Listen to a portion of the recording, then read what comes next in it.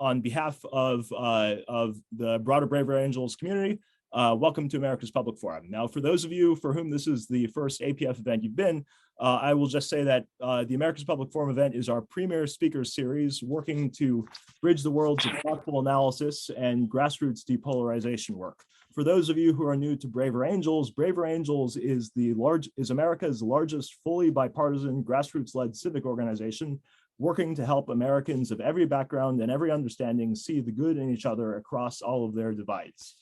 We do a lot of different things, but the APF program in particular is one of the ways we try to work with folks all over the scholarly and intellectual and journalistic communities. And we're joined tonight by two folks who are from an interesting niche in the scholarly world. So I'll introduce the two of them in just 1 second here. But first, let me give you all a very quick tech talk. So first off, the way we're going to be doing Q&A later this evening is by using the raise hands function. If you know how to use the raise hands function, please go ahead and show me now. Excellent, excellent. For those of you who do not know, it's fairly straightforward. You go to the bottom of your Zoom screen, you'll see at the bottom right area a little button that says raise hand. You click that and then toggle it up and down to put your hand up and down. So if your hand is raised, please go ahead and put it down now. Thank you all for that. Second off, please keep yourself on mute over the course of the evening so that we can get things moving on a reasonable basis. I will ask you to unmute yourselves once we get into the Q&A period, but we are not there yet, so please keep yourself on mute for now. To toggle the muting, you go to the little arrow in the bottom left of the screen and you click that to toggle being on and off mute. Lastly, there are three wonderful individuals in here who have the title WHIP in front of their names. Their names are Ibrahim Onley, Elizabeth Dahl, and Sasha Rickard. The three of you, would you mind waving for us, please? Yeah. So Sasha, Ibrahim, and Elizabeth are my three Zoom whips tonight. They will be here to answer your every question and help out with all the logistical things you might need help with. And if you need any information on timing or when Q&A starts, or if you would like to pass a question through them before we get to Q&A, feel free to chat them up for anything. So they're here to help. Thank you, Elizabeth and Sasha and Ibrahim. You guys are the coolest whips in town. All right, so this call is being recorded, and we will be putting it up on the Braver Angels YouTube channel in a few days, hopefully a little bit sooner. So if you find anything interesting here, you are more than welcome to share it around to other folks that would be interested in seeing it. So so with that, that's the tech talk for now, and we will go ahead and get into introducing the speakers. So 27 years ago, in March 1995, two guys named Michael Lind and John B. Judis published an essay at the New Republic magazine that has inspired generations of young intellectuals to write their own manifestos. It's called For a New Nationalism, a Manifesto for America's Future. Here's a small sampling of the quotes so you can get an idea of what this essay was about. There is a growing fissure that cuts across conventional left-right distinctions in American politics, the challenge to the globalism of the establishment by nationalism and populism. Society is divided into mutually hostile camps, cities against suburbs, Northeast against Sunbelt, Black against white. Particularly disturbing is the growing division among class lines between a white overclass and an increasingly redundant and insecure working class. The goal of a new nationalism today is to forestall these looming divisions in American society. We believe that in the coming years, the political debate will be increasingly shaped by nationalism and populism. And so they wrote that essay and they had a policy understanding with it. And I think you could argue that each has spent the last 27 years in his own way chronicling the political movements that arose from those divides and watching the divisions that they saw back then deepen and theorizing policy agendas for reform and forward movement. So in some ways, this is a reunion event. So Mike and John, I'm very glad that you are willing to come and talk about that old piece here with us today. So now back in the 90s, you had Ross Perot and Pat Buchanan mounting insurgent campaigns for the presidency of the United States. You had the anti-globalization protesters in Seattle against the World Trade Organization in the late 90s. And from there, you had parallel left and right populisms emerge every few years in American politics as well. You had the anti-war folks during the Iraq War, you had the Tea Party phenomenon and the Occupy Wall Street phenomenon of the Obama years, and you had the Donald Trump and Bernie Sanders campaigns for the presidency of the United States in 2016 and 2020, and everything that came out of that. And a lot of commentary about that phenomenon has argued that there's some sort of left behind narrative and that the various cultural and economic deprivations have fueled anger and rage among the dispossessed. But Lind and Judis, while not necessarily going against that analysis, have also argued in their own different writings that the American system itself in its current situation is unstable and rigged to a kind of meritocratic elitism in ways that doom the republic to unrest if we do not do some necessary economic and social rebalancing and restructuring. Lind has mostly been writing about conservative populists and nationalists for the last couple of years for places like American Affairs and American Compass. His most recent book is The New Class War, Saving Democracy from the Managerial Elite. John Judis, meantime, has been chronicling similar trends in a series of books since 2016. The Populist Explosion, the Nationalist Revival, the Socialist Awakening, and most recently, The Politics of Our Time, Populism, Nationalism, and Socialism. And he's written a lot of things, particularly on the state of socialism in America in the last couple of years. So under the current situation, under the current part of American polarization, Lind is kind of sort of on the right and Judis is kind of sort of on the left, although I like to think of them in an older term as being kind of on a horseshoe in the middle of the radical center. And they've diverged on some key issues since the 90s, but I'd like to give each of them some time to explain their own understandings of their work and the times that they're in. So with that, I'd like to welcome John. John, just a couple of questions to get us started off. How do you think that essay you guys wrote 27 years ago has held up? How have the socialists and populists been doing in the last couple of years, the last decade or so, in terms of being serious movements or unserious movements? And how and why should liberals and conservatives take these kinds of movements seriously in 2022? Fine. I'm going to back up, though, a little and talk to you a little about how I got into this subject of nationalism, because I think both Mike and I are actually outsiders. And I often tell them there's not a dime's worth of difference between our views. I am a child of the 1940s, World War II. I grew up with Memorial Day parades. Made in America was the most important thing. I came into the New Left, the anti-war and civil rights movement, but I didn't share the America spelled with 3 Ks view of the country. And I think in terms of the formulation of my ideas, a key point was in 1971 when the labor movement, the AFL-CIO, produced this bill called Burke-Hartke, which called for federal controls on the movement of multinational corporations. Really was the opening shot of what would be called industrial policy.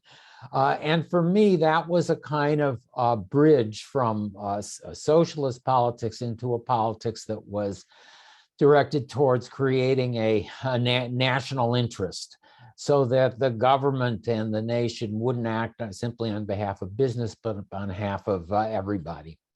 So skip from there to the early 90s. I meet Mike at a party at the New Republic, and we both discover that we're fans of Ross Perot.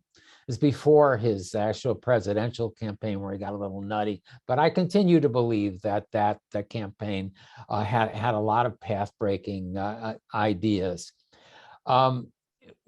Both of us, I think, we're committed to this idea of transcending left and right, and with nationalism as the kind of vehicle, national interest politics.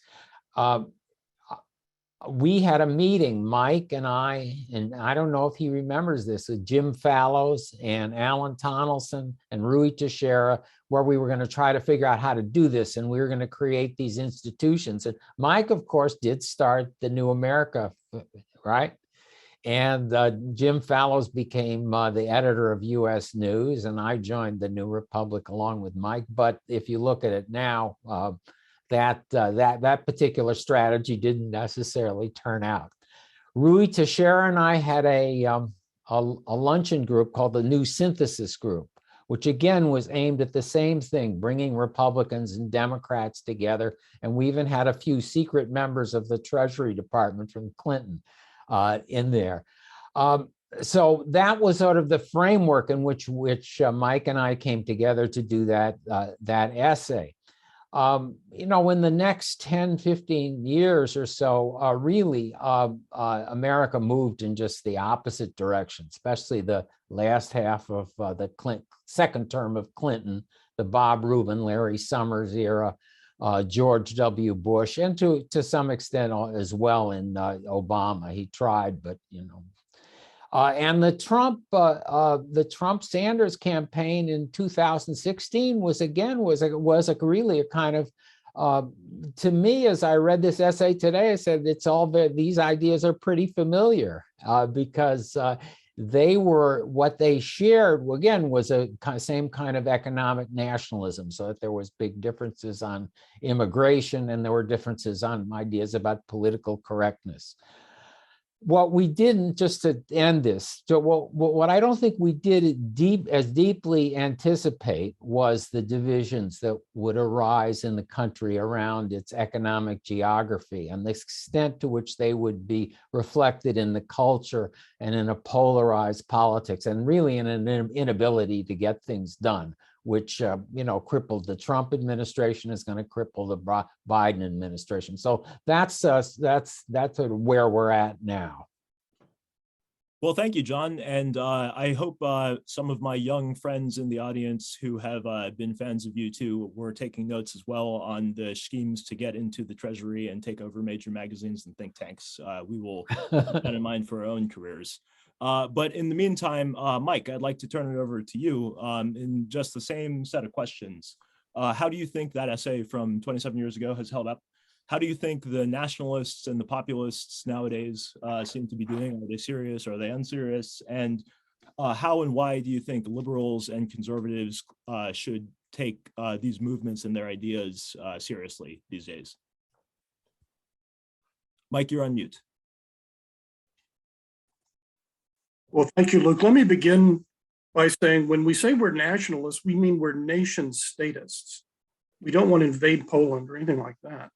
And in the 80s and 90s, you had basically a choice between McGovern Democrats who were for the state but against the nation, and you had conservatives who were for the nation but against the state. And I know that's sort of a crude caricature, but that's kind of how I saw it. And there were no nation statists. That is, there were no people who actually wanted the federal government to have an active role in social security and welfare and industrial policy. And at the same time, rejected the more radical versions of multiculturalism, it was called then. It's DEI now. Diversity, equity, inclusion, that said there is no common culture linking Americans of different ancestries and different religions. There's just a bunch of different tribes, coexisting in the same territory.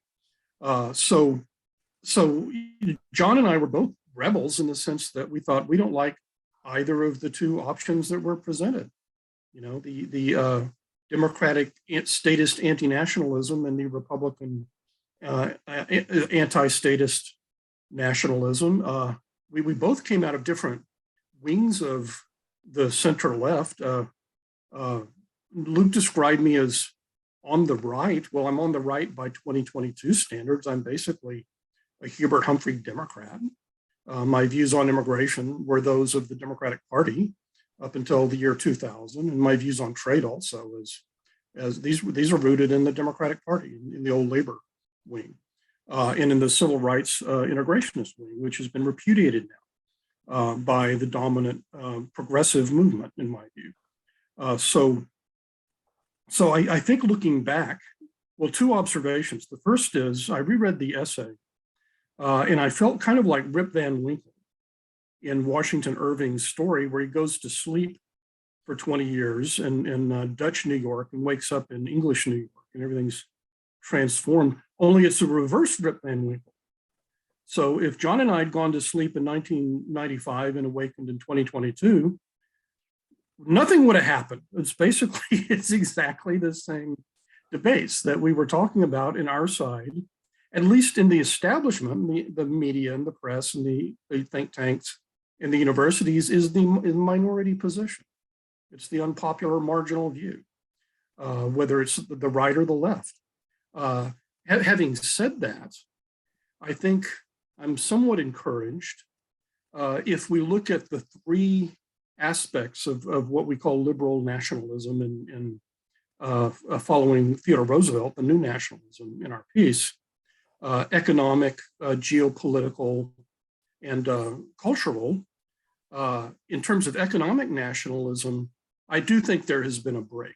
It started with Trump, but it has continued with Biden. There was a question when Biden was elected, would he continue to promote industrial policy and pro-manufacturing policies and see China in particular as an economic rival?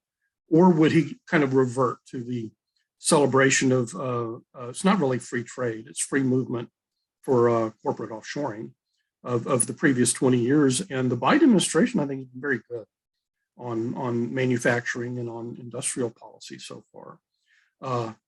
When it comes to foreign policy, Biden did what Trump said he would do and failed, which was get out of Afghanistan, which was very important. And that's a break with what John and I both viewed as, even in the 1990s, as an overextended kind of globalism, where we didn't favor isolationism, but you have to be strategic in your interventions abroad, and they should be justified by the national interest, not by some amorphous conception of utopian global order. On the cultural level, it might seem at this point that there hasn't been that kind of break with either the 90s right or the 90s left. The 90s left has really doubled down on what was called political correctness in the 1990s, and now it's DEI and intersectionality. But I think the Democrats are going to pay a price for this.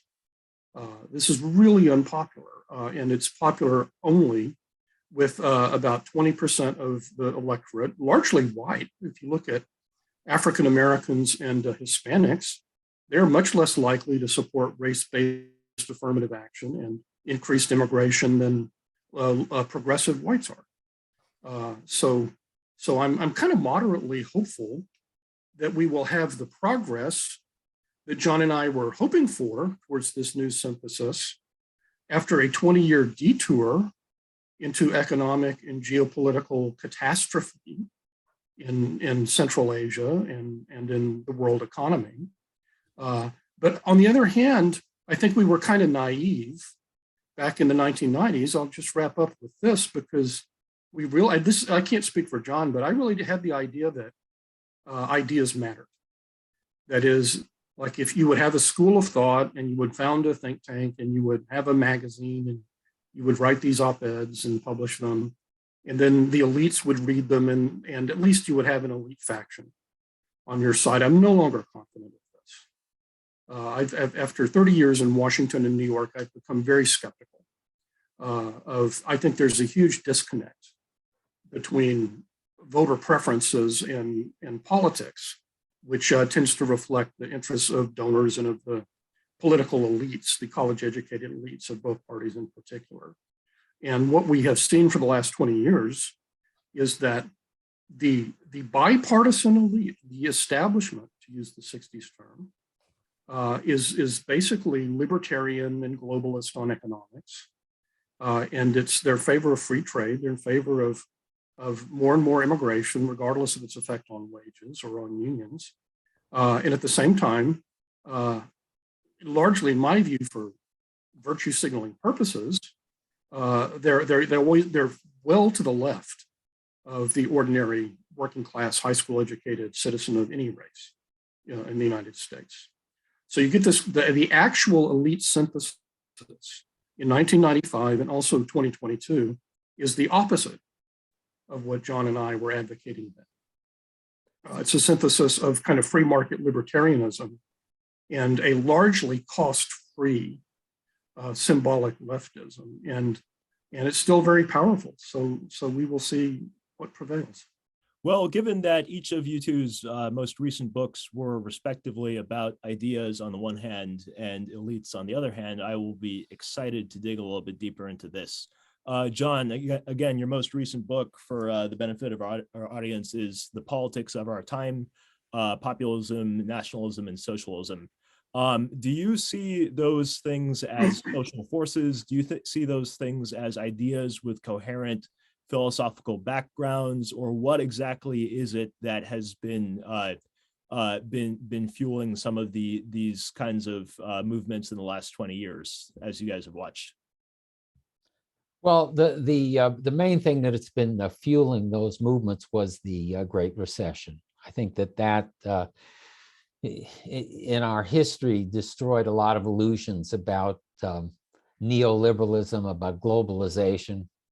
The pandemic itself, I think, has been a big blow, about supply chains, dependence on other countries, multinationals, what it means that we have to get our aspirin, not just our masks from China or Korea. We don't make them ourselves.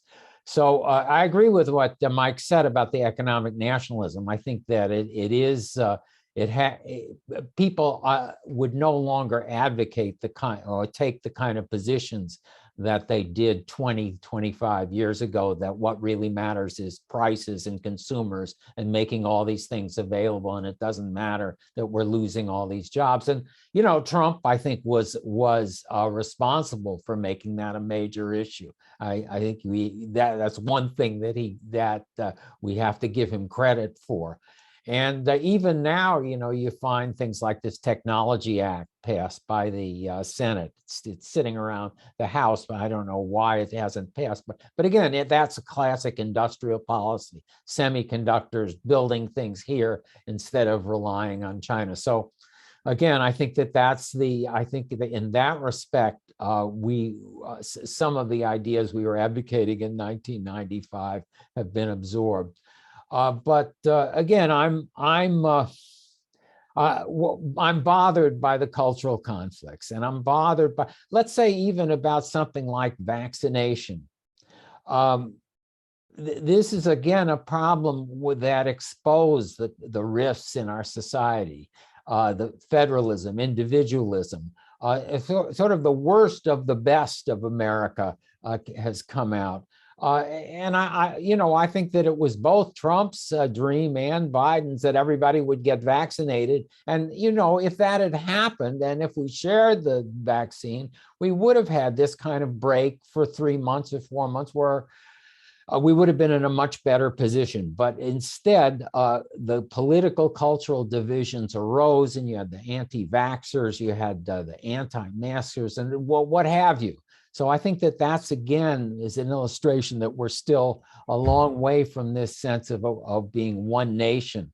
And again, I share with Mike the feeling that this is something that's been lacking on both the right and the left. And you know, what we really, again, have to get back to are the kind of ideas that I grew up with about America and our common interests.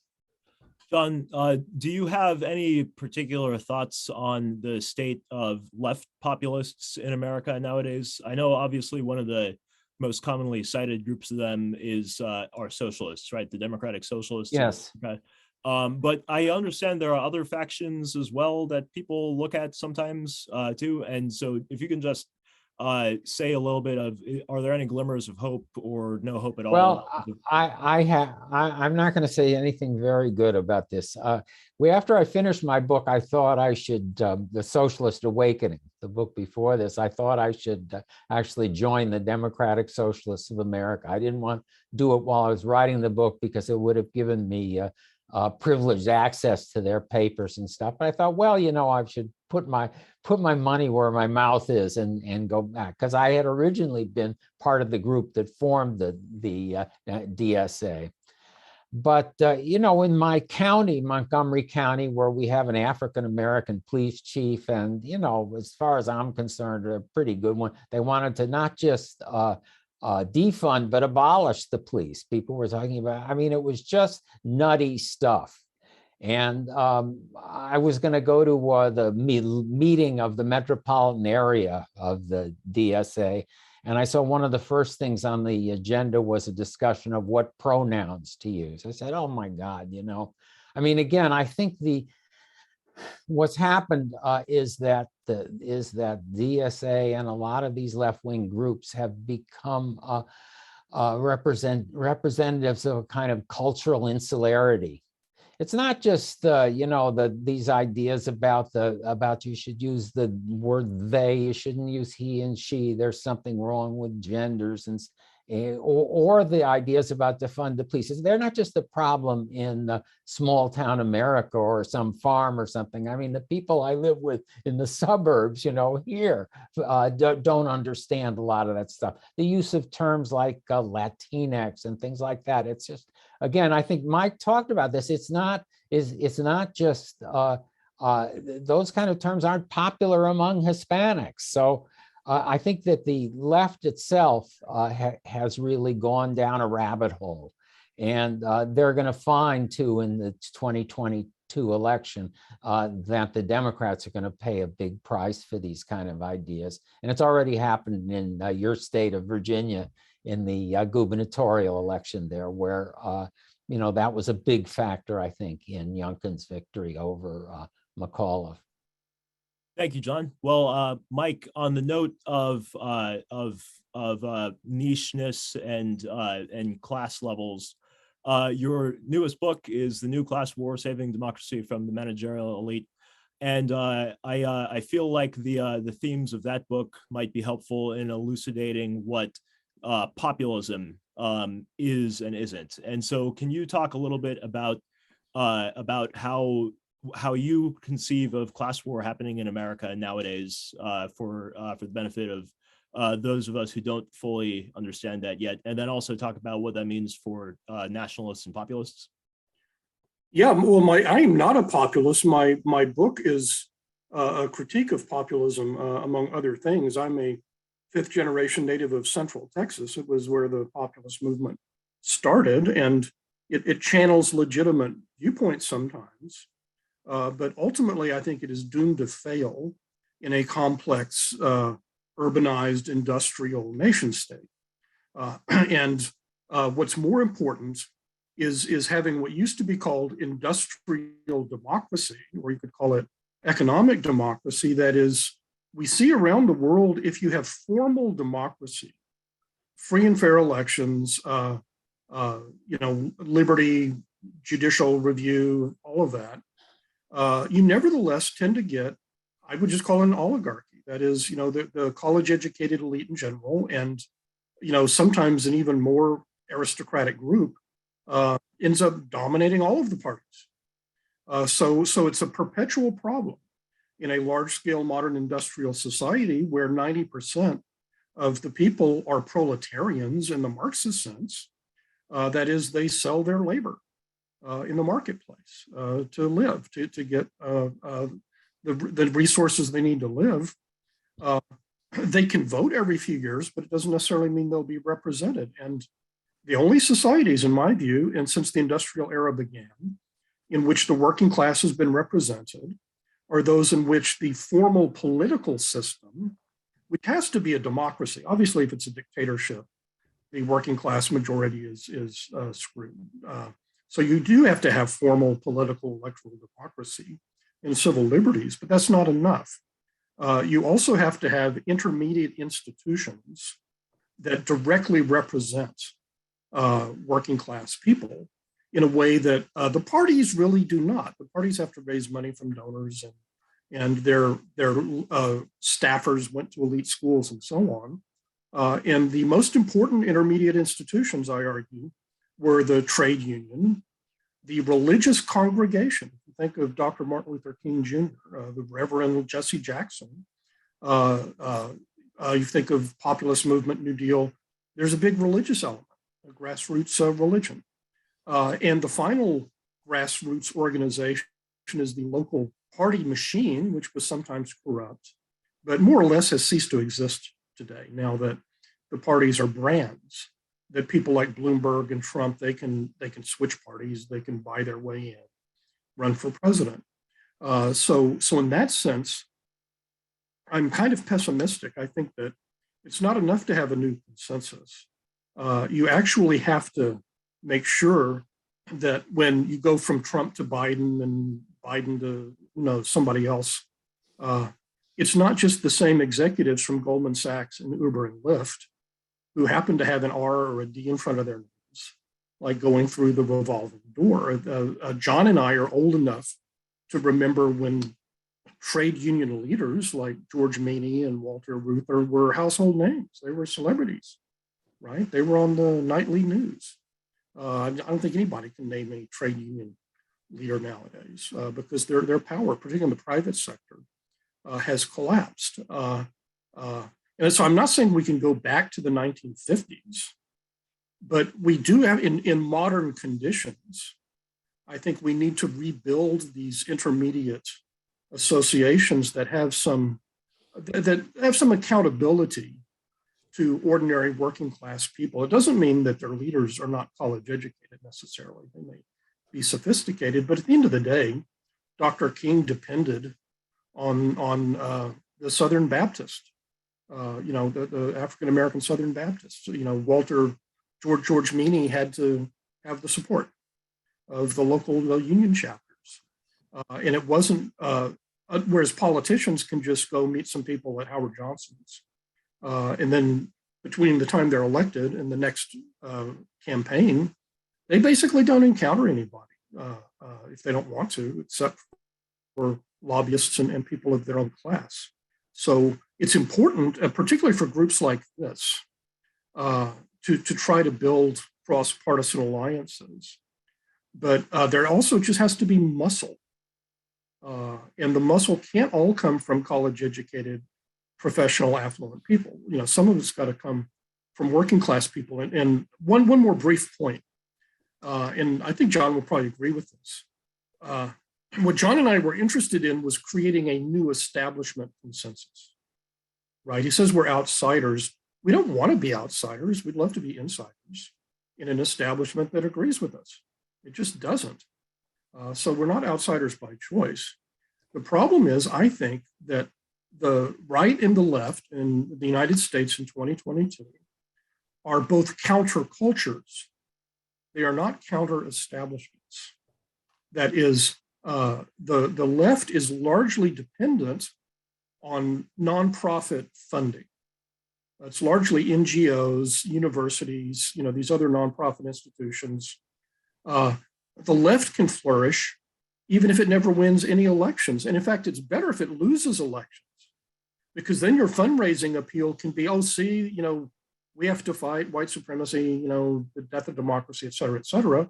That's actually good for fundraising to be on the outside, not to actually be on the inside and make compromises. And the same is true on the right. Now, the right's counter-establishment is commercial. It's not based to really significantly in NGOs. They have think tanks and so on. But it's kind of like shock jock radio and Fox TV and so on. And the term grifter has been used increasingly in recent years. So that's kind of how I think of it. The right-wing counterculture, they do not want to govern the country. They want to be in opposition. They just want to troll the liberals every day and drive hits to their website, and then they can sell the retired people who watch Fox, electromagnetic anti-arthritis belts or something, whatever they do, gold, Reagan, and Trump coins. So I see. So the right-wing subculture is basically commercial. The left-wing subculture is basically nonprofit. But they don't want to win and then govern and make compromises and promote a consensus. That's not their business model, unfortunately. Mike, next time we chat, I've got an electromagnetic anti-arthritis belt to sell you. But before that, it strikes me that a lot of I'm just realizing this now, but I'm actually kind of wondering why this hasn't been clear to me before. You mentioned that a lot of the organizations that once upon a time represented directly the working class majority, the church groups and the labor unions and the local party bosses, it seems that a lot of those had semi-populist origins, not necessarily populist origins in terms of being with the agrarians under William Jennings Bryan and stuff, but the labor movement in the early 20th century was very much a certain kind of populism. And all the great awakenings and religious revivals from which most of the American churches have traced their origins were very much populist events in some ways. Do you think there's a way that the kind of current different waves of populism in their current forms, if those could only institutionalize themselves in a socially stable way, do you think those would wind up being possible building blocks of the next American class compromise system? Well, we need to define our terms. So I'm using populism in the agrarian populist. It's the small producers. Big business is bad. Big banking is bad. We want to use antitrust to break up everything big, and we'll have a nation of family farmers and small shopkeepers. And I come from a long line of family farmers and ranchers and small shopkeepers. And that is anachronistic in a modern technological society. More than half of Americans work for corporations with more than 500 employees. Fewer than 10% of Americans are self-employed. So if you double the number of Americans who are self-employed, that's 20% of the population. Everybody else works for either government or medium-sized to big corporations. So you can be popular without being populist in the sense of small producerism. But this is why I do think there's a tension between the technical term is corporatism, which is a European term, tripartism, that is organized laborism. The labor movement in the 19th and 20th century, the mainstream non-socialist labor movement, had no objections to big corporations. They love big corporations because they pay better and you have higher profits that you can share with the workers. They just wanted them to be unionized, right? The automobile workers and steel workers were fine with the big three. They just wanted to share the profits. And the primary difference, in my view, between what you could call laborism or unionism and the small producer populism is that small producer populism is all about you having your own business. It's like your little store, your little farm, whatever. Laborism is about uniting with thousands or millions of fellow workers in an organization, and all organizations are hierarchical and are disciplined. And if you're a working class person in the United States or China or Poland or whatever, you have no wealth, you have no prestige, you don't have Harvard and Yale connections. The only thing you have is your numbers. And so, to me, the essence of working class politics in a modern industrial society is, it's like iron filings with a magnet. Did you ever do that science trick in junior high where all of the filings are lying there, but then you pick up a magnet and boom, they're all aligned.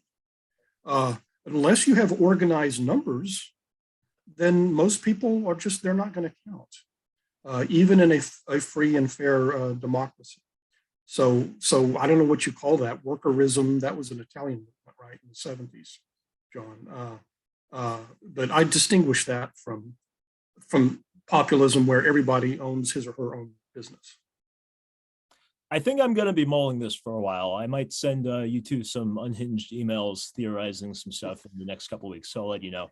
But I could say something about the populism thing. I have a somewhat different view than Mike does, though we come out at a similar place. Again, I think that there's a populist tradition that continues in the 20th century that isn't necessarily based on small producers, but on this kind of demarcation between the people and elites, and the people take different kinds of forms. they can take the forms of small producers. They can take the forms of working people as well. I mean, that's again was the language of Bernie Sanders. But what distinguishes populism really is this idea that the people advocate things that are unacceptable to the establishment. Whether in 2016 it was Medicare for all, or some of the wall, Trump's demands, and there's this kind of tension, demarcation between the two. Now, I think that what both of us wanted was for this to be resolved by the acceptance of an establishment of some of these populist ideas. That says populism was a kind of early warning signal that the neoliberals' consensus about globalization was falling apart. Populism in the 1890s was a signal that the era of laissez-faire was in trouble. So, again, to return to what Mike said, the resolution has come, and it came in the 30s and 40s through the creation of a genuine pluralism, where there are organized forces from the bottom challenging and countering those from the top, where you have a kind of democratic pluralism. And that's something that's really lacking right now. And I think that's, again, we're talking about the unions and churches and the kind of factors that Mike talked about. And instead we have this kind of, I fell into this myself, this kind of dream of a virtual communities triggered by tweets and Facebook and people coming together and flash mobs. And, you saw what happens with that in the summer of 2020, when, absolutely legitimate grievances and justifiable protests against police brutality descended into looting, riots, occupations of, nutty occupations of cities. Because there wasn't organized leadership. There wasn't this kind of pluralistic structure of our politics. So that's a big problem. And however you define populism, I think that what we are looking for is a kind of revival of the kinds of arrangements that grew out of the 30s and 40s and World War II and the New Deal. Where there's a genuine power from organized power from below and the middle that counters power at the top. It's quite interesting. Every couple of months, I hear about some other nonprofit working on community building stuff, and it's all admirable. But I guess there's a part of me that wonders to what degree you can actually consciously build that for its own sake, rather than for the kinds of purposes that these other organizations in the past arose on their own front in their own times. Well, if I can answer that, Theda Skocpol, great Harvard political scientist, did a good book a few years ago, comparing nonprofits in the 50s and 60s to those that came later. And the ones in the 1950s and 60s were mostly mass membership organizations like this one, and the United Way, the JCs, things like that.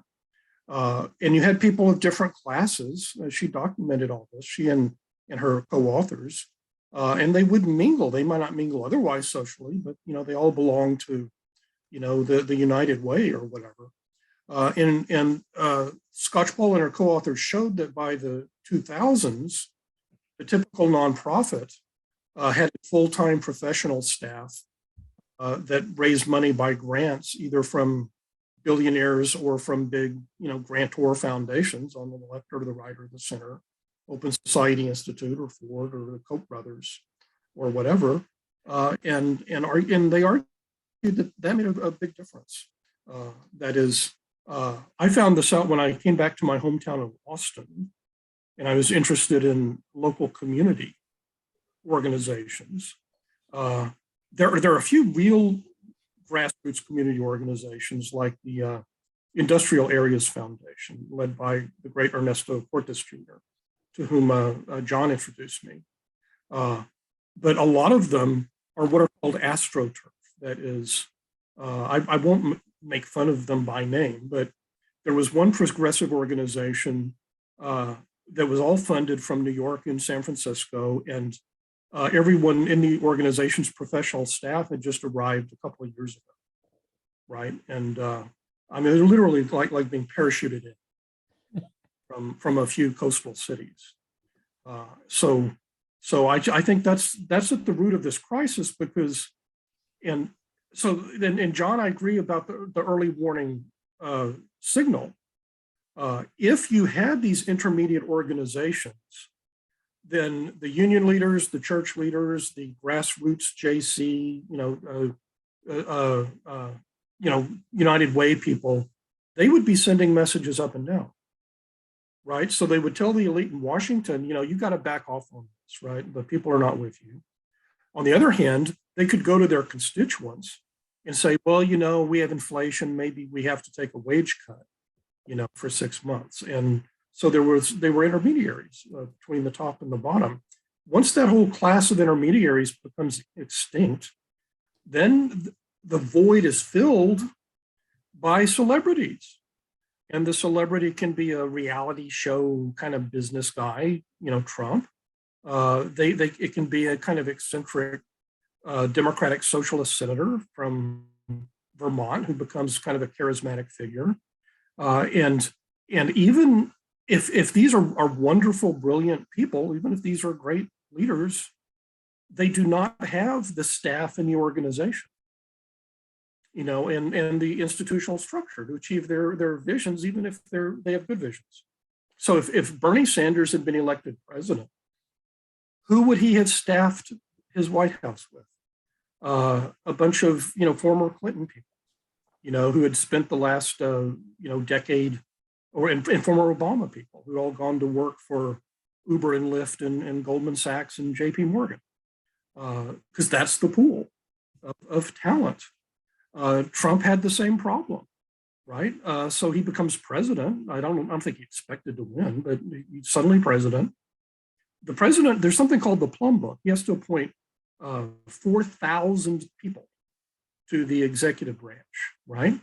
The vast majority of them are just the Beltway insiders who served in the last administration of that party. So even if you're a revolutionary, charismatic, populist leader, you're going to appoint a bunch of Bush Republicans if you're a Republican, and a bunch of Clinton, Obama, kind of neoliberal Democrats. That's what makes me pessimistic in a way, because I don't see either party having a counter establishment waiting in the wings. I see these two countercultures instead. Mike, thank you for having mentioned that Theta Skopko book as well. Sasha has put that in the chat for everybody who's interested in it. We will make sure to take a look at that soon. Everybody in the audience, I want to let you know that we're going to be opening up to Q&A within the next 5 minutes or so. So feel free to start putting your hands up and I'll start making a queue. But in the meantime, Mike and John, I have one last question before we go into audience Q&A that's related to these questions of elitism. Obviously, in the late 19th century, you had Democrats and Republicans who were very plutocratic in their own distinct ways back then. But by about the year 1930, you had a Republican Party that was still a market party, but also much more progressive than it had ever been, and much more interested in social welfare schemes than it had been 50 years before. Meantime, the Democratic Party by 1930 was in the process of transforming into the Democratic Party of the New Deal. And so I guess I'm just curious, do you think the, obviously there were idealistic parts of that, but there were also very self-interested reasons for politicians in the progressive era to transform from being the kinds of oligarchs that they had been to being a more quasi-enlightened kind of bureaucratic type, right? And do you think the Republican and Democratic parties in the current context have, even if the establishments that you're talking about don't have any reason to push that direction right now, do you think there are possible futures where the establishments of the Democratic and Republican parties start developing factions that are trying to ride this wave you're talking about for its own sake rather than for any idealistic reasons? I defer to John. Oh, okay. Well, I'm pessimistic, lacking another crisis in the country. And the reason I am is because of the economic geography of the country, the way in which we're split again between the big metro centers, finance, high tech, advanced education, healthcare, and the parts of the country that are dependent on resource extraction, have been deindustrialized, where the biggest employers are Walmart and the local hospital. And one of which has become a very important part of the Republican Party and the other Democratic Party. And much of cultural differences, I think, spring from the economic differences. It's similar in some ways to the America of the 1890s and early 1900s, where you had a farm agricultural America that was in a lot of trouble, where people were losing their farms, where agriculture was being mechanized. And that was the source of the populist movement in the 1890s. So I think that we're in a similar period, and that period, I mean, again, just not to carry this too far, but people say, well, we're in a period of the Civil War again, and people are white supremacy and that. But the 1890s, we had disenfranchisement. It was a big issue of voter suppression then. So we're in I think that that's the kind of period to think about in terms of analogies with what's happening now. And it took quite a few decades for that to straighten out. And it took the New Deal, and it took World War II really to unite America again into a vision of being one country. You had the very similar kinds of issues too about immigration was a big issue in the early 20th century. But really, again, what you had was this kind of geographical economic split between the regions. So I think that there are people in both parties who understand that, but they're on the fringes. I mean, I think that, again, of all the presidential candidates, this guy, Tim Ryan, probably understood it the best, the guy from Ohio who's running for the Senate as a Democrat. Again, Marco Rubio's given interesting speeches. Josh Hawley, when he's not giving a thumbs up to rioters, has had some interesting ideas. American Compass, a think tank that Mike is connected to, American Affairs, the Journal. So you can see the stirring of ideas on both the right and left. But though myself, I have to admit that I have more affinity to a journal like American Affairs than I do to a lot of the journals on the left. So I think that there's there is the intellectual ferment, but I don't know how it's going to be translated currently in terms of the clash between the parties. Well, with that happy note, that just means that a lot of us will have a lot of work to do in the coming decades. So thank you for helping us to think of the environment we are in. We are going to go onward to audience Q&A. I can't promise that I'll get to everybody, but I'll get to as many folks as I can. You are welcome to elaborate a little bit on your questions when I call on you, everybody, but please make sure to keep it relatively concise and in the form of a question so we can get to as many as possible. With that, I will first call on Richard Aberdeen. Richard. Thank you. I have a question for both speakers, is equally for both. First of all, I'd just like to say the word nationalism scares the hell out of me. I don't like the word nationalism. It puts ideas of Trump and authoritarianism into my brain. But anyway, I'm not accusing you of that. I just don't like the word. You might look for a different term. But Martin Luther King, when he died, he had two main ideas that he was pushing. One of them is that America cease and desist being involved in foreign wars, because we were wasting a lot of money and a lot of people, a lot of soldiers and a lot of goodwill. And the second most important thing, the same thing Bernie Sanders wants, is a guaranteed living wage for everybody based on a 40-hour week. That doesn't mean everybody gets it if they don't work. I mean, if everybody who works 40 hours gets a guaranteed living wage. And I'm just wondering what both of you think of those ideas. You can be for them or against them. I'm not going to hate you either way. I'm just wondering what you think of them. Thank you, Richard. Mike or John? Mike, you go first. But find out what the backdrop is to that fellow. That's not a fake mural in there. That looks like the real thing. It looks like a wonderful bit of American nature. Mike, you're still on mute. Well, I'll go for one of the two. In foreign policy, I'm a realist, and I tend to agree with Leon Trotsky, who said, you may not be interested in war, but war is interested in you. So, what we're involved in globally, partly it's a matter of choice, but, some things are thrust upon us. And I'm in favor of a much less interventionist foreign policy, but, it depends on what other countries are doing. I'm completely with you on the second one. That's exactly the theme of my next book, to be published by Penguin in 2023. It's basically about low wages and how they're destabilizing and wrecking a lot of American society. And that is basically my takeaway. If you work 40 hours a week, you should not be on welfare. You should not require government assistance. And in the last 30 years, Clinton Democrats and Reagan Republicans alike have quietly agreed on having a low wage, high welfare society. That is, we will allow employers to compete to lower wages.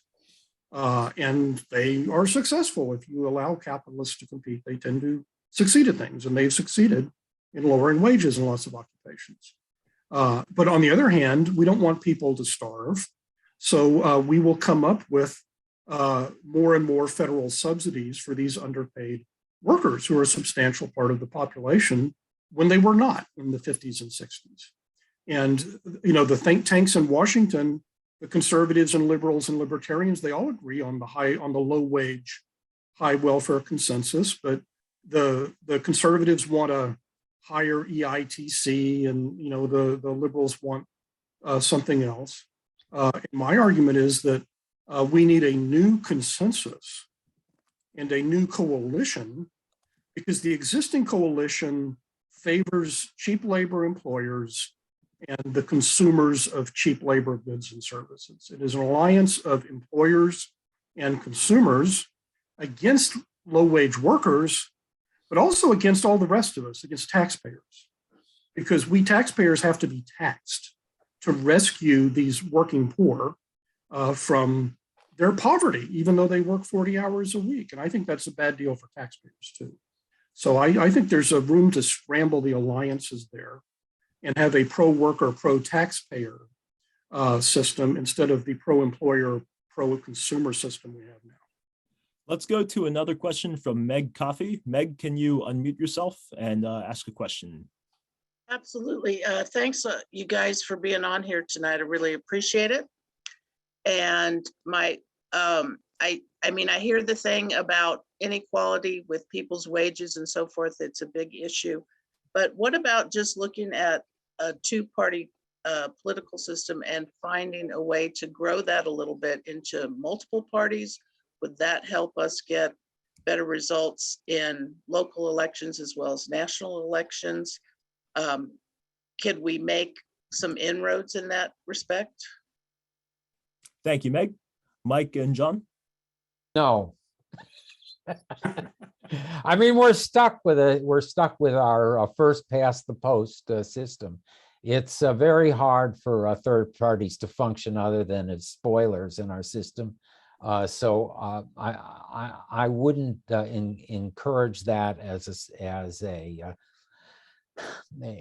your idea for how we can resolve the problems that this country faces. I think that there are lots of problems with a two-party system. One of them is that you have this period of stasis where both parties are stuck within the same ideas, and it really takes realignment, a crash of the system itself to rearrange things. We could in 20 years have, the Republicans really could turn into the Workers' Party.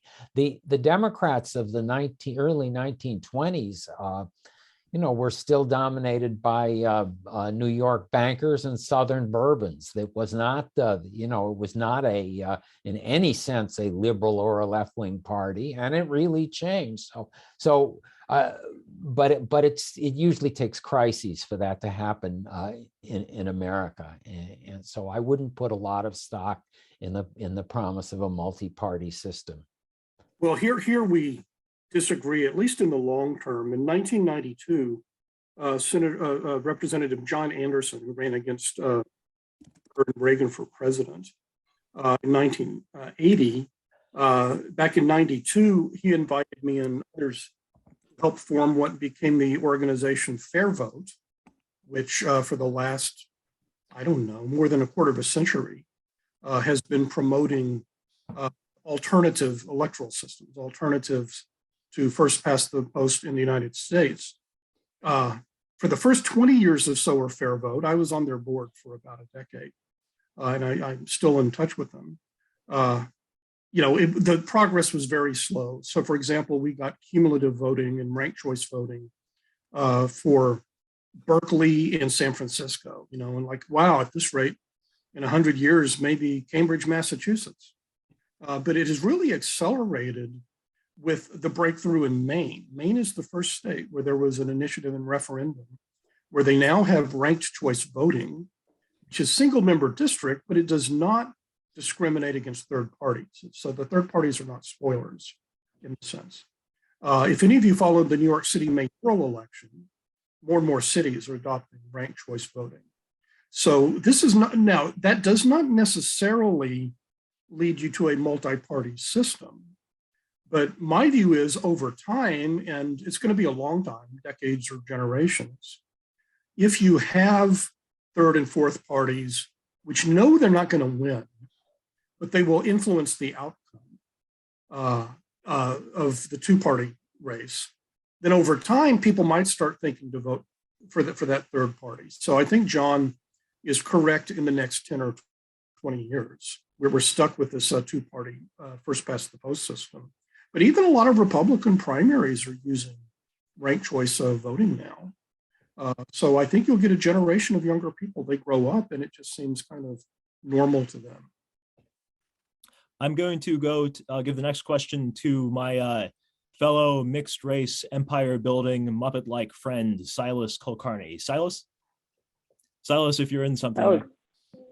That was quite the introduction. My baby may have an objection. He's been crying in the background. So this is my 2-year-old son, the youngest Brave Angels member.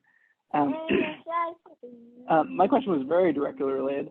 I was particularly interested in this idea of multi-party democracy as an approach here. If either of you all had followed what Andrew Yang was doing, which is essentially building a party to move us toward multi-party democracy. His forward party's primary planks are these electoral reforms that would change the first past the post system and make a way for multi-party democracy.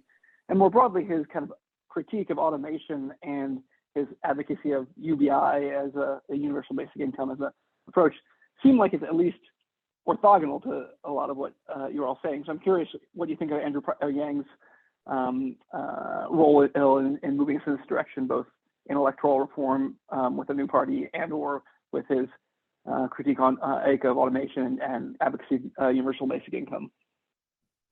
Thank you, Silas. Andrew Yang, right? Was that what he's talking about? Yeah. And Andrew Yang's current forward party program. You want me to say, I'll say something about this. I'm not in favor of an approach that is based upon universal basic income or whatever you want to call it, guaranteed annual income. And I think that basically Americans are committed to the Protestant ethic, to working, and that we should focus on what Mike was talking about, which is back to middle class wages, building up the middle class. and looking at the kinds of things that have been bringing down wages. And I don't think that automation has been key to that. I would look at immigration, pressure that it's exerted upon low-wage workers in America. I would look at corporations moving overseas and the threat of moving overseas and the way in which that has neutralized unions or driven them out of existence. So I would look at those kind of factors.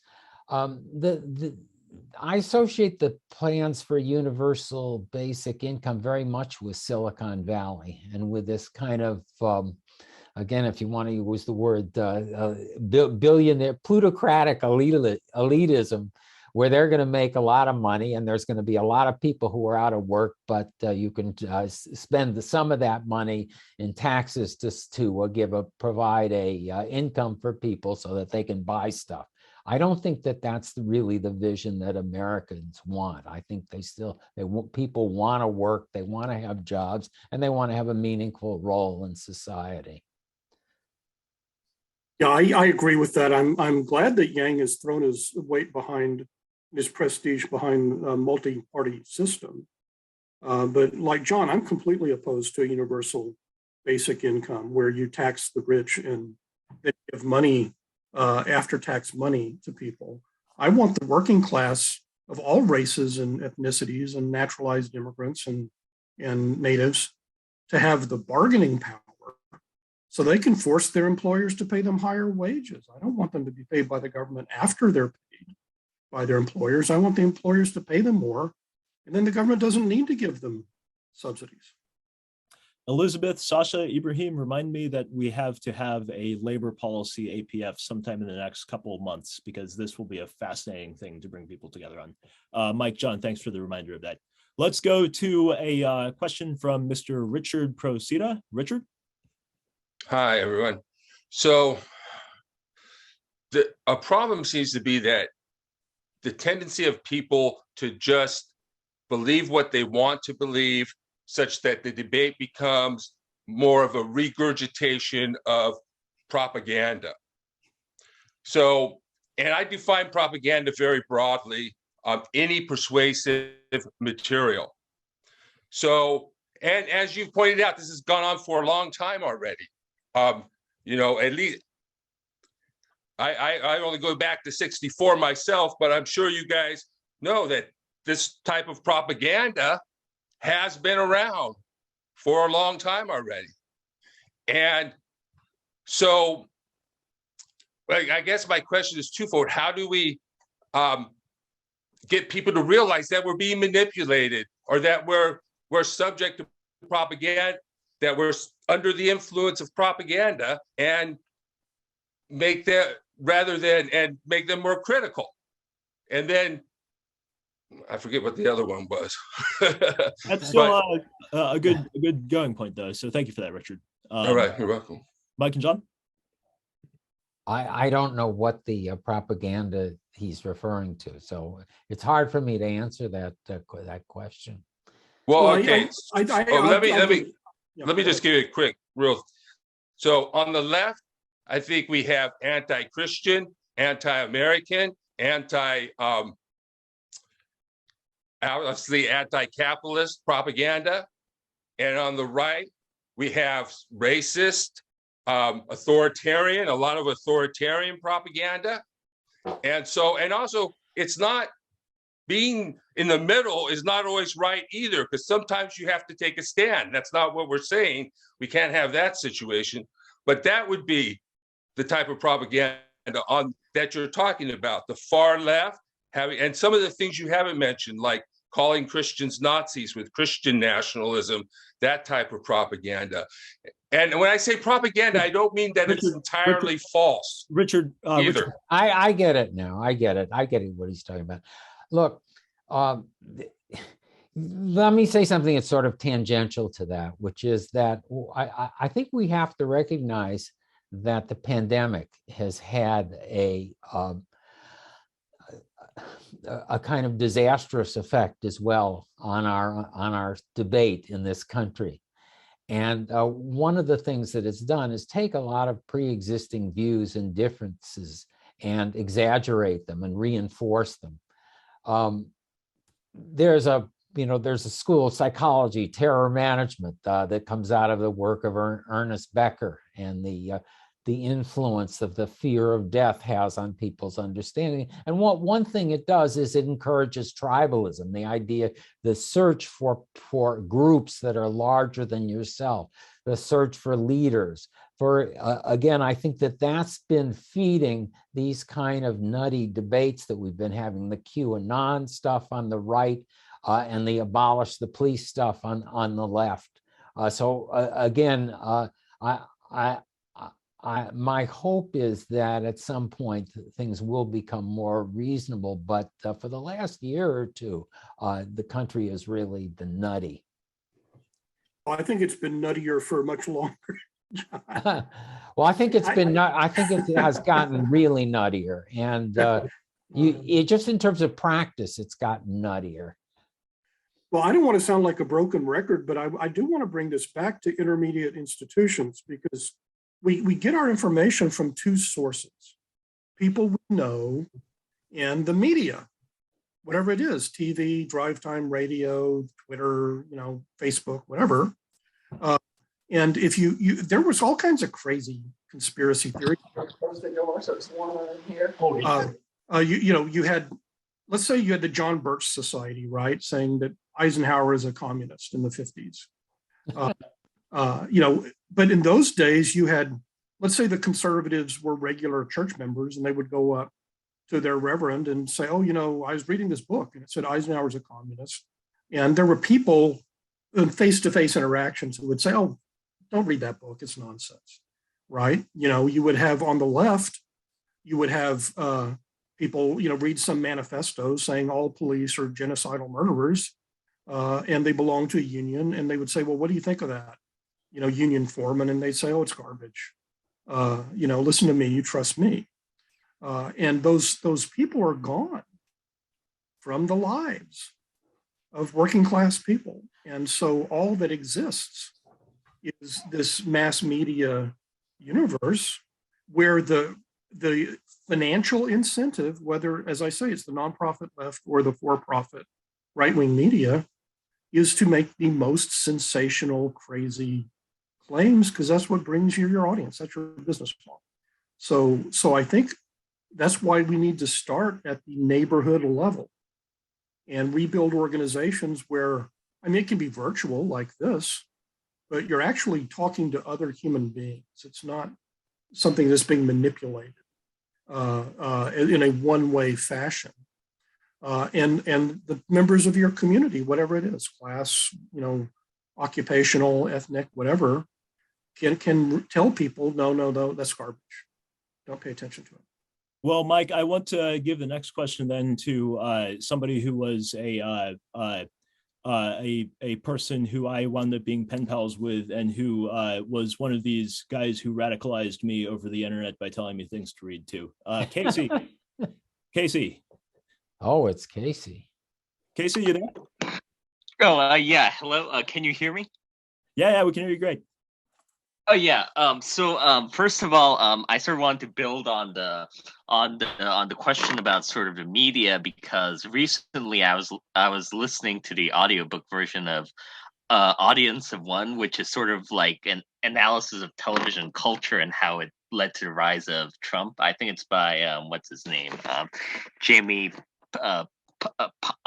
Panin was like, but anyways, it was a pretty interesting book, and it sort of made me think of like how one of the ways we're like the Gilded Age right now is that we are very politicized, and like we've seen some of the highest voter turnout rates in 100 years, just like the Gilded Age, which was the highest turnout of the eligible population ever recorded in American history. And it's kind of strange that we're seeing that when, like, in other ways we're atomized socially, like people aren't like joining churches or unions or other clubs, and like and the political machines, as mentioned earlier, are dead. So like it's interesting to me that now politicization is almost like sort of a tribalism or fandom, and like it's sort of like much as like television might encourage spectator sports, they're using that kind of uh, spectator politics to drive turnout. So it's almost like it sort of solved like the concern Casey, from decades. is there a question mark at the end of this? Yeah. I was just wondering if you if like I guess if like you agree with, I guess, that sort of view about like politics, I guess, returning to more tribalistic or pre-modern lines, I guess, like if that makes sense, like sort of like much as Okay, how we got media it. is no longer. Thank you, Casey. Yeah. Thank you. I'll let me say something about this. The invention of the printing press was it 15th century, I think. Gutenberg makes possible Protestantism and makes possible bourgeois democracy, because again, ideas themselves aren't simply the property of the clerics, of the aristocracy, feudal lords. The internet has also done something. And, you know, Ross Perot was, again, in 1992, one of the first people to understand that it creates a possibility for the dissemination of information on a scale that, you know, we couldn't have dreamed of before. The way it goes way beyond television and radio because it's interactive. And things like trade debates. I mean, I used to cover trade in the 1980s, and there was like, you know, maybe 1,500 people in America who knew what was going on. And you had to go to the government printing office and get the, you know, NAFTA and actually read it in order to figure it out. Now it's all on the internet. So again, this could be the basis in, you know, 20, 30, 40, 50 years when Mike gets his multi-party democracy, whatever, of a, you know, of a flowering of democracy. But what's happening now is, you know, along with some good ideas, there's a tremendous amount of garbage, and there's the possibility, there's the ability to manipulate the internet and then to manipulate the ideas that people see over it. So that was a factor again in the campaigns in 2016. So it's good and bad, but again, I would say that from a long historical standpoint, it could be the basis of the expansion of democracy beyond a kind of level that we understood before. Yeah, I agree with John. I like John's Gutenberg analogy better than Casey's 1890s analogy. So Gutenberg creates mass printing, you have mass literacy, and half of what is published says the Pope is the Antichrist, and the Luther is the Antichrist, right? And we have this war for 30 years. Yeah. Then it calms down, as John points out, and we have, you know, a great democratization of literature. I think Casey's term fandom is more apt today than the comparisons to the 1890s, because in the 1890s, the tribes were literally tribes. I mean, there were ethnic groups. They were Anglo-American Protestants who didn't like Italian-American immigrants, and there were all of these extra political organizations. There was the Farmers Alliance. There was the American Federation of Labor, and that seems to be missing today. I'm such an old fogey, I don't understand why intellectuals in the 2020s write about Marvel comic book movies. I mean, I'm showing my age, I guess. But it's kind of like you have the DC Comics faction versus the Marvel Comics faction and their fans. I know something about science fiction fandom, and I think that's a very good analogy, Casey. That these things are, you could be. And the thing about fandom is it's completely unrelated to the real people in your life, right? You know, so you can be a Slovak American, you know, Catholic in the Midwest, part of this, you know, community, but you're a Marvel person instead of a DC comic books person. or you love Star Trek and you hate Star Wars. And I think a lot of these identities online and factions, they really are kind of like fandom. It's kind of, like fantasy football. Or there was an article by a sociologist, I've forgotten his name, maybe your staff could send it out later, about political amateurs in the Atlantic a year or two ago, which was just brilliant, and said that compared to the 90s, when John and I got started, not many people followed national politics, right? There were like Sunday morning talk shows, and that was about it. They didn't cover it much in the local newspaper. But now you have tens of millions of people, watching MSNBC or Fox or whatever. But their whole experience of politics, they've never actually met a politician. They don't go to rallies. They don't know the people in there who represent them in Congress. And it's really more like being a fan. It's like rooting for your team. Elizabeth, make a note on that. I think we've figured out a possible way to grow Braver Angels' membership and reach by using the star power of John Wood Jr. and Kieran O'Connor more vociferously than we have. But I have a book recommendation too. I was thinking about this as Mike was talking about Casey's fandom. This book called Bimbos of the Deaf Son. You've ever heard of that, by Sharon McCrum? You read it, and it's about as I remember, it's a mystery detective story based upon all these nuts who go to science fiction conventions. And you're reading along and you realize that, well, I'm a sports fan. I'm the same way. I mean, it's like you also understand that these people aren't so unusual at all. And again, I think that there's an application there to politics. Let's go to what I think is going to be the last question of the night. I apologize, everybody. To the last question of the night from Arash Sayadi. Arash? Arash, are you still there? I'm still here. Can you hear me? Yep, we can hear you loud. Thank you, Luke. Gentlemen, thank you for tonight. This has been a very interesting discussion between both of you. One thing that I've learned from my readings is it seems like populism and extremism in general in American history is oftentimes on the rise when the needs of the population, the working class, isn't really being met. And that could be essentially in conjunction with not having the opportunities to reach the American dream. But so Lynn mentioned something interesting earlier. He said ideas are not enough. I'm curious, what do you think is missing? Is it a person? Is it a group? Is it one of the parties, Democratic Party, the Republican Party, becoming the idea party again, like Republicans were in the 80s or Democrats were in the 30s or 40s? What's missing? And how do we promote somebody essentially taking up that flag and running with it? Excellent question, Arash. Mike, John, who wants to go first? Go ahead, Mike. Okay.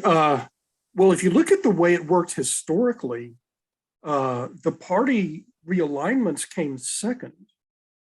They were preceded by grassroots organizations, like unions, like the Farmers Alliance in the 1890s, when you had, as the questioner rightly points out, this disjuncture between policies and new realities. And then it would take a decade or two for the party politicians to catch up. And so that's why I'm just kind of pessimistic. I don't think, and I'm more pessimistic than I was in the 1990s. I think I at least was kind of naive. If we create a faction within one of the two parties or both parties, new consensus, then you can move on to this. But I think without having these outside pressure groups that have mass memberships, it's just too easy for a faction that consists of some intellectuals and writers and professors and think tank people to be bought off and co-opted by the powers that be. So I'm not sure you can skip the procedure. I think maybe before you can have a Republican Party under Abraham Lincoln, you have to have 30 years of anti-slavery parties and early primitive trade unions and abolitionist congregations and things. I don't know if you can reverse the order.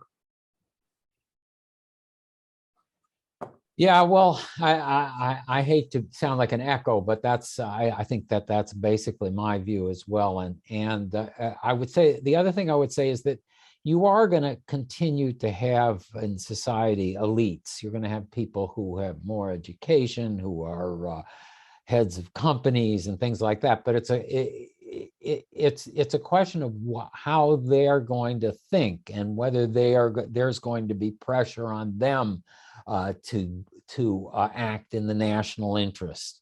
And that only comes again through some kind of pluralism and some kind of counterbalancing of force in the society. And we do not really have that now. What we have is a much more chaotic situation. And I want to just again to echo what Mike said, I really like his term that what we have on the far left and the far right are not counter establishments but counter cultures, because that's what I think they are, and they're not they can't be the basis for a new kind of politics and a new kind of governance, and they're really not going to put pressure on the elites. In fact, they have sort of the opposite way.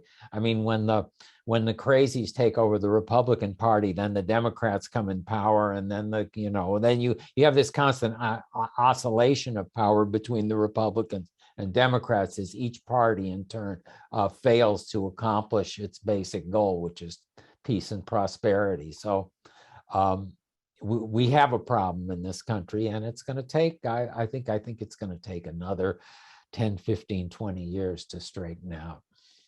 Well, Mike, John, thank you for all of this tonight, but especially for that particular last framework and heuristic for thinking about this. Braver Angels is a social organization that works on a political problem, not in the context of political advocacy, but in the context of a very specific kind of social vision and social service and understanding of how one ought to act and treat one's fellow citizens. And I don't know what that means for politics, but I also would not be opposed if some strapping young entrepreneurs took that and tried to apply it to politics eventually. So thanks for the model. We will see who our Lincoln winds up being in that case. Well, thanks for the good work to everyone. What you're doing is the kind of community outreach and mass membership affiliation that we need. On behalf of Braver Angels, I would like to invite everybody to join me in a round of jazz hands to thank Mike Lind and John B. Judis. Thank you both for joining us for this today. I will eagerly look forward to finding some excuse to bring you both in again on some event, either individually or together, whenever it turns out, or whatever the context is, because I always appreciate both of your insights. So with that, let's go ahead and get things wrapped up here. So if you liked what you saw today, then just be aware that Braver Angels puts on many more events, some like this, some very much not like this, all in the interest of opening up new ways for folks to see each other across the political divides and the cultural divides, in the interest of a more perfect union of us at the citizen level.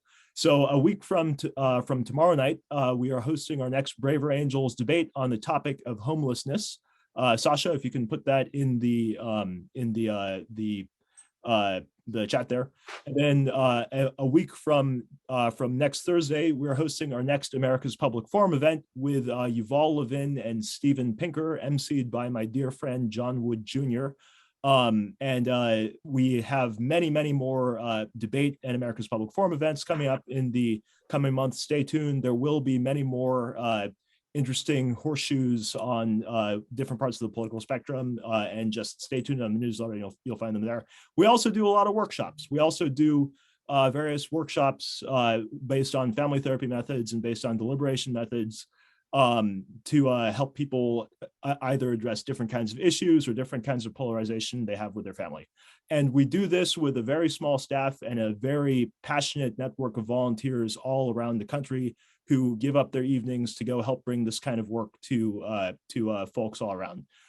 So on that note, actually, if you will all join me in a round of jazz hands for Elizabeth and Sasha and Ibrahim, that'd be wonderful. We literally couldn't do this without our volunteers as well, too.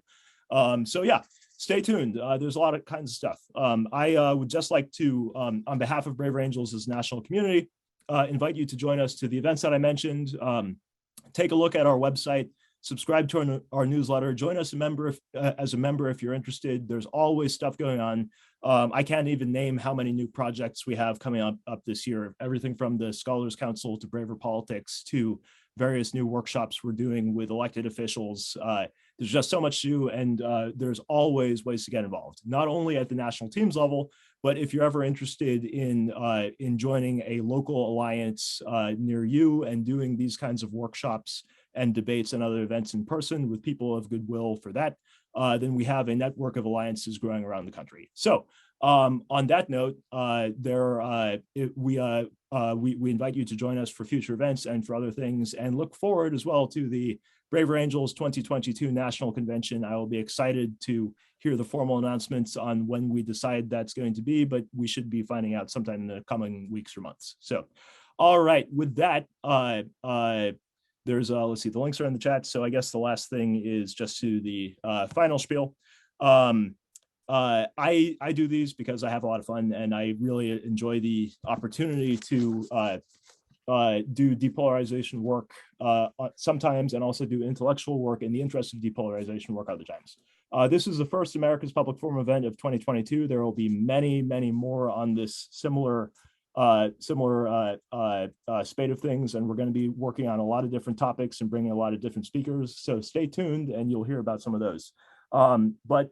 Meantime, I will look forward to seeing some of you next week, some of you the week after that, and all of you hopefully sometime sooner or later. So from our community to yours, from Braver Angels Central to Braver Angels National to Braver Angels all over this broad land, let us go forth to bind up the nation's wounds, to live out a better way of citizenship, and to build a house united. I will see you all sometime soon. Thank you, everybody.